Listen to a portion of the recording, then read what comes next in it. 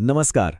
रामायण की कहानी तो हम सब जानते हैं, पर उसका सबसे बड़ा, सबसे निर्णायक मोड़ वो है लंका का महायुद्ध। तो चलिए, आज हम राम की उस ऐतिहासिक जीत के सबसे जरूरी पलों को एक-एक करके समझते हैं। देखिए, हर बड़ी कहानी एक बहुत बड़ी चुनौती से शुरू होती है। यहाँ पे प्रॉब्लम क्या थी? राम के सामने एक ऐसा दुश्मन था जो समंदर के बीच एक ऐसी जगह बैठा था जहां कोई पहुंच ही नहीं सकता था, लंका।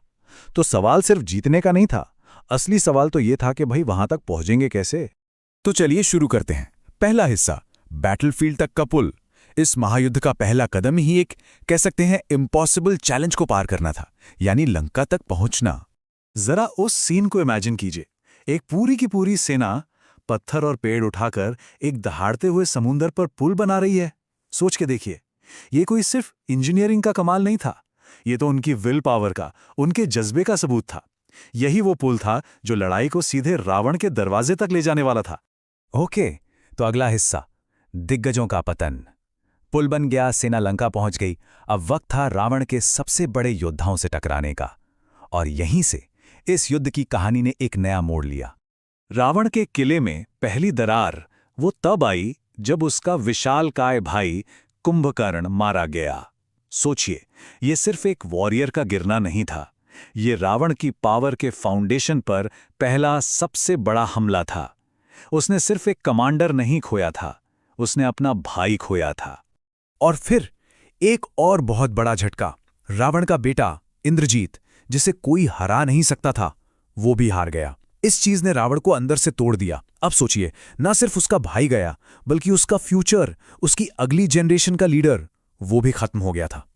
तो देखिए, रावण की ताकत ना एक एक करके बिखर रही थी। उसके दो सबसे बड़े पिलर्स, एक तरफ भाई, दूसरी तरफ बेटा, दोनों ही गिर चुके थे। अब वो इस लड़ाई में बिल्कुल अकेला खड़ा था। तीसरा हिस्सा, अंतिम बाण।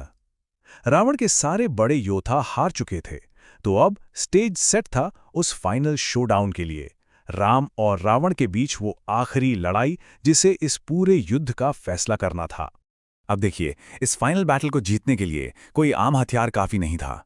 इसके लिए जरूरत थी एक दिव्यास्त्र की, एक ऐसा अस्त्र जो डिवाइन हो। मतलब ये सिर्फ मारने के लिए नहीं बना था, बल्कि इसका मकसद ही इस महायुद्ध को उसके अंजाम तक पहुंचाना था। और फिर वो आखिरी पल आ ही गए। पहले दोनों महायोद्धाओं के बीच फाइनल डुअल शुरू हुआ। फिर बिल्कुल सही वक्त पर राम ने उस दिव्यास्त्र का इस्तेमाल किया, और बस एक ही तीर से रावण का अंत हो गया, और रावण के साथ साथ इस महायुद्ध का भी। तो चौथा और आखिरी हिस्सा, अच्छाई की जीत। युद्ध तो खत्म हो गया, पर इसकी जो गूंज है वो आज भी सुनाई देती है। चलिए, इस जीत के उस असली मतलब को समझते हैं जो इसे हमेशा के लिए जिंदा रखता है। इस पूरे महायुद्ध का, इस पूरी कहानी का सार बस एक लाइन में है, अच्छाई ने बुराई को हराया। सिंपल। ये सिर्फ एक राजा की दूसरे पर जीत नहीं थी, बिल्कुल नहीं। ये तो धर्म की अधर्म पर और सच की झूठ पर एक साफ और आखिरी जीत थी। तो इस जीत से हमें सीखने को क्या मिलता है?